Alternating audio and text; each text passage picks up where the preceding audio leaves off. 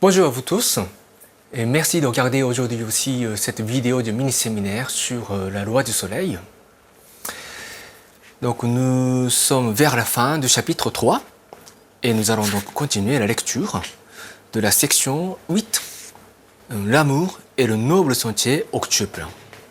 Je vais donc lire un passage dans cette section et je vais ajouter un certain commentaire pour aider votre compréhension de l'enseignement dans cette section.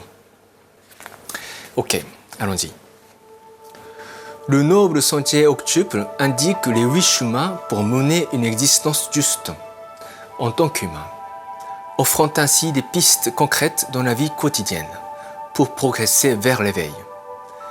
Ma théorie des étapes progressives de l'amour enseignait quant à elle les 4 stades de l'amour sur lesquels portait notre discipline, à savoir amour qui aime, amour qui instruit, amour qui pardonne et amour qui s'incarne.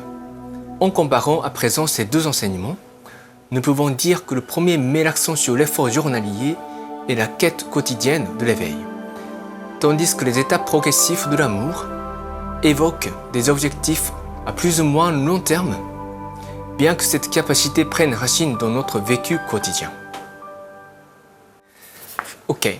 Donc, dans cette section, Maître Okawa essaie d'établir une certaine relation entre l'enseignement traditionnel du bouddhisme, qui s'appelle le noble sentier octuple, et la théorie des étapes progressives de l'amour.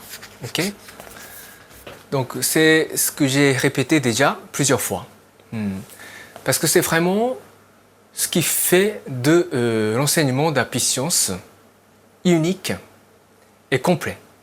Parce que souvent, on a tendance de se focaliser sur l'une de ces 2 disciplines, c'est-à-dire recherche de l'éveil à l'intérieur de nous-mêmes ou la pratique de l'amour pour les autres.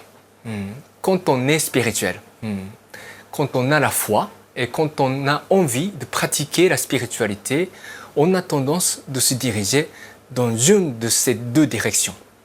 L'enseignement de la puissance enseigne que on ne peut pas progresser dans une seule direction.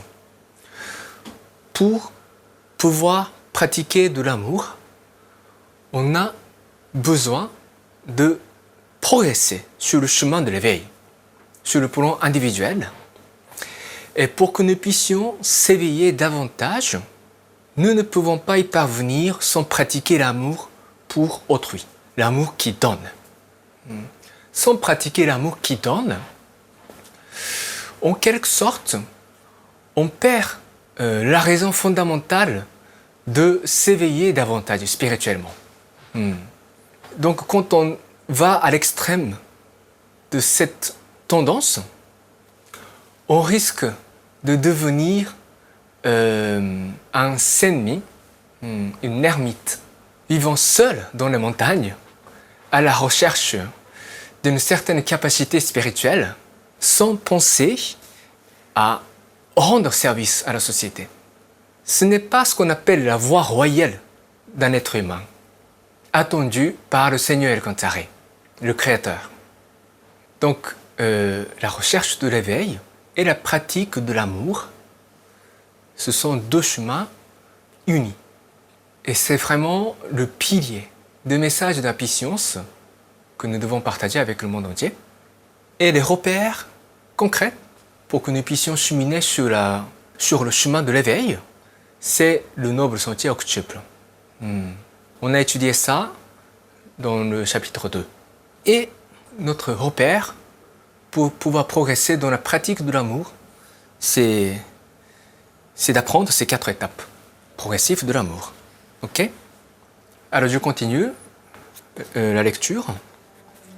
Si je tente de mettre le chemin de l'éveil suivant le noble sentier octuple en corrélation avec celui des étapes progressives de l'amour, on pourra établir les correspondances suivantes.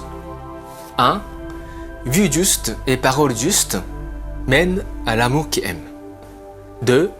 Action juste et manière de vivre juste mènent à l'amour qui instruit.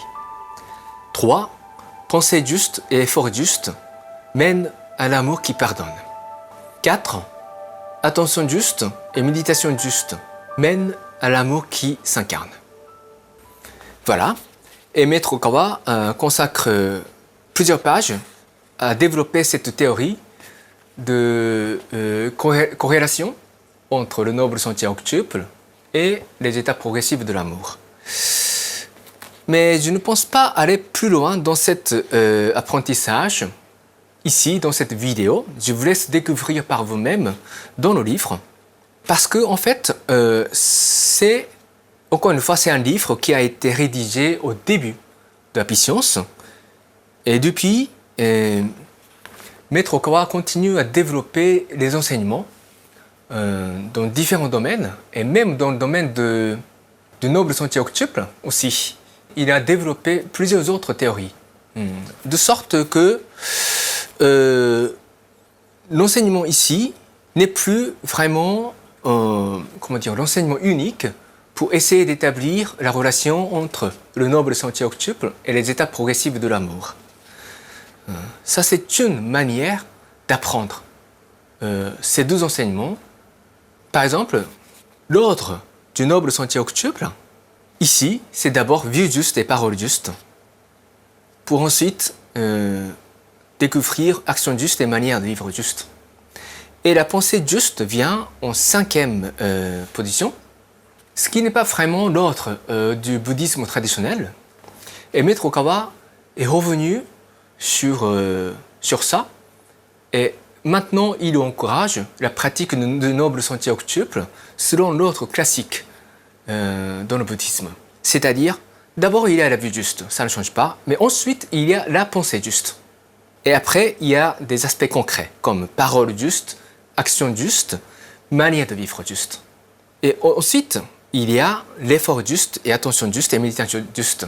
Là, ça atteint le niveau beaucoup plus spirituel pour parfaire notre discipline.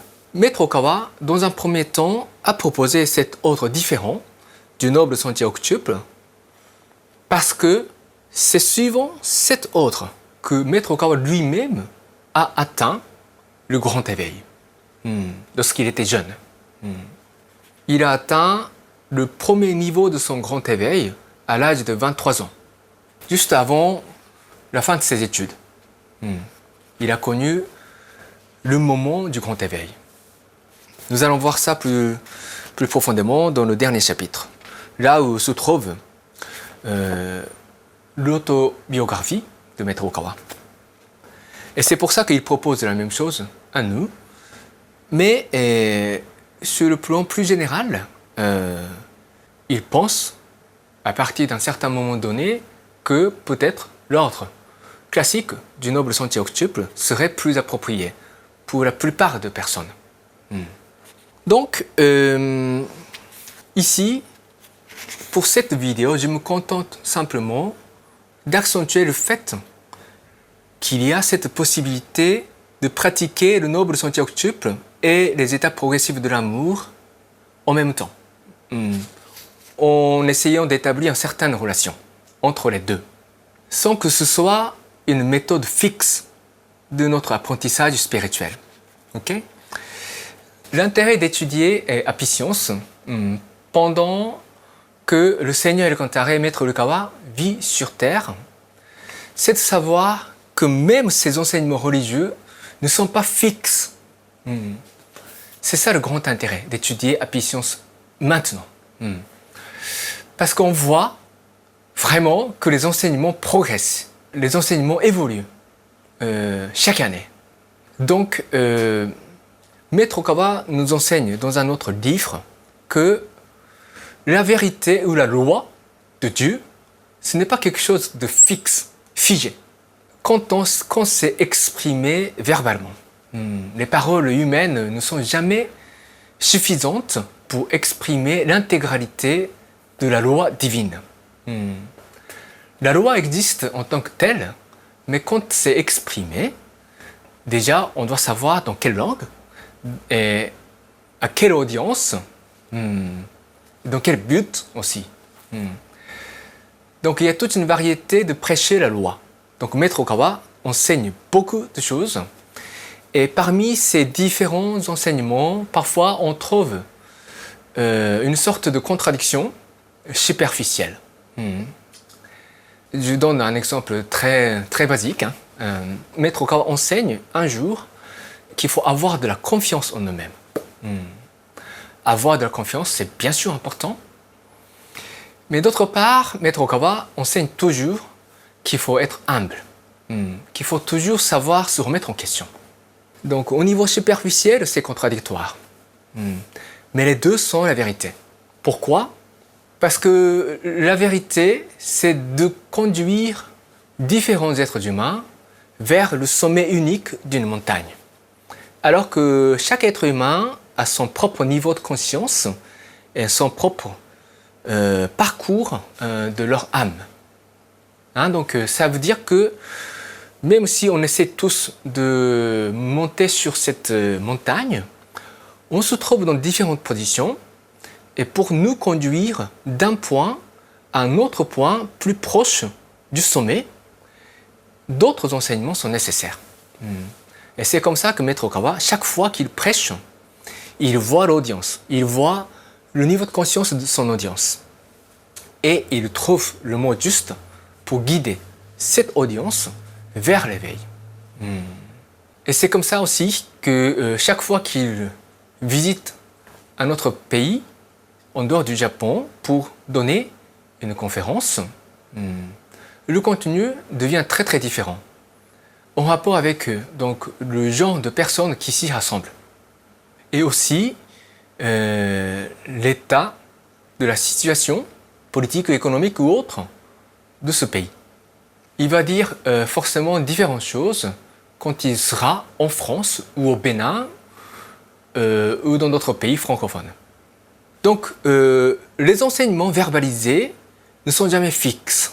Donc nous avons tous besoin d'être conscients de la nécessité de pénétrer dans l'essence. Ok? Pas seulement rester figé dans ce qu'il est écrit. Là aussi, il y a cet enseignement. Donc, vue juste, parole juste, qui mène à l'amour qui aime. Et Maître Okawa explique pourquoi la vue juste et la parole juste conduisent à l'amour qui aime. Mais ça, c'est une manière qu'il propose à ses lecteurs de comprendre l'essence de l'amour qui aime, ou la pratique de la vue juste, par exemple. Mais ce n'est pas la seule méthode, ok? Ce n'est pas la seule méthode. Il y a beaucoup de chemins. Et c'est à chacun de découvrir le chemin qui lui convient. C'est vraiment la responsabilité de chacun. Les membres d'Happy Science ont tous cette responsabilité de trouver l'enseignement qui lui convient de pratiquer en ce moment. Et ça change aussi. Parce que vous aujourd'hui, ce que vous êtes aujourd'hui et ce que vous serez dans un mois sont peut-être différents. Le sujet d'apprentissage nécessaire pour vous aujourd'hui et pour vous dans un mois ou dans un an ou dans 10 ans, c'est pas pareil. Donc il faut toujours faire les efforts de saisir l'essence de l'enseignement. Ici, c'est le chapitre sur l'amour.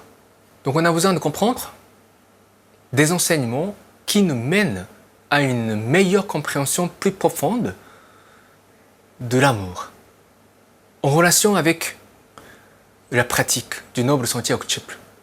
Ok? Saisir l'essence, c'est ça qui est important.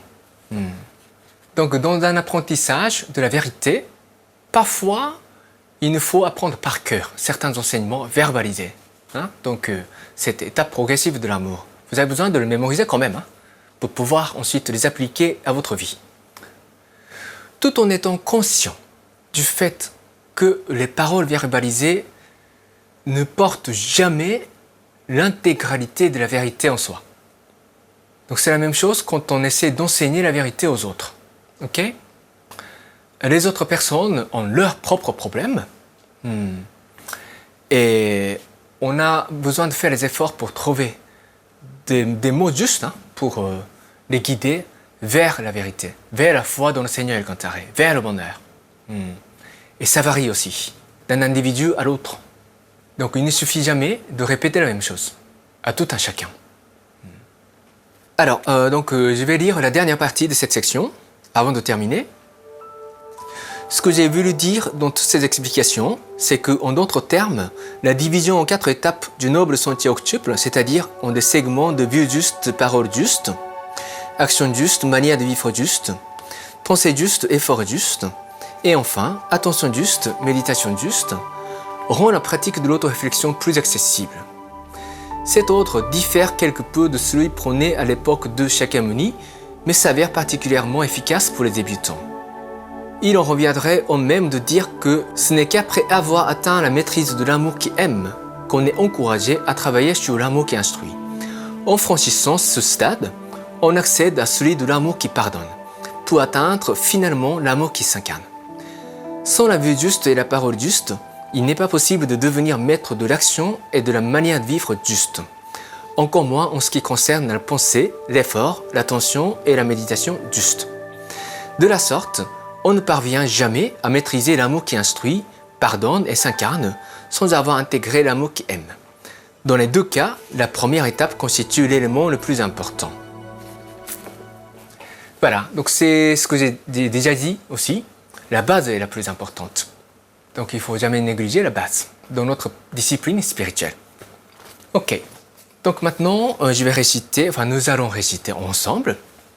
Nous allons réciter ensemble la prière à l'esprit gardien, l'esprit guide, et prendre 2 minutes de contemplation sur ce que nous avons étudié aujourd'hui. Prière à l'esprit gardien et l'esprit guide. Mon esprit gardien, mon esprit guide, au plus profond de mon cœur. Vous êtes ma fontaine de vie, ma lumière d'espérance, ma source de sagesse, mon bouclier de courage. Assiste-moi, je vous prie, dans mon apprentissage quotidien.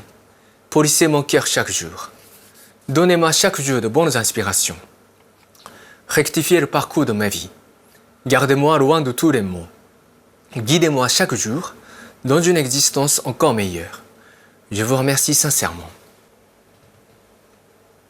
Maintenant, redressez votre dos, s'il vous plaît, et fermez vos yeux légèrement et harmonisez votre respiration. Continuez à respirer calmement.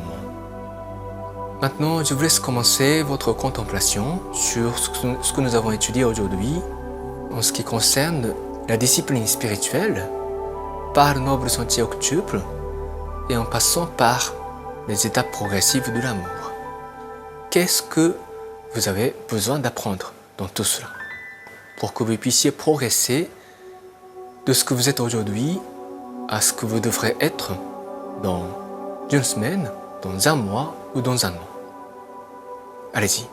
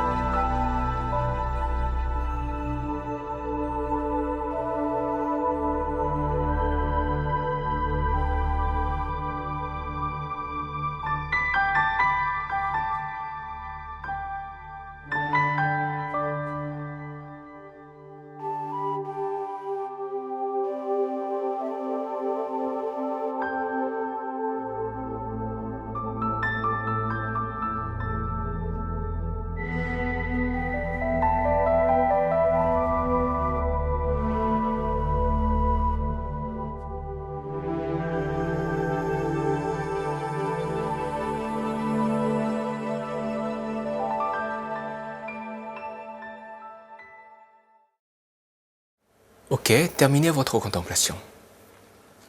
Voilà, merci beaucoup. Donc c'est tout pour aujourd'hui. Donc j'espère que vous aurez compris quelque chose à la fin de notre lecture du chapitre 3. Voilà. Donc c'est tout pour aujourd'hui et merci de votre attention. J'espère que vous vous porterez tous bien dans la semaine à venir. Et je vous dis à vous tous à la prochaine.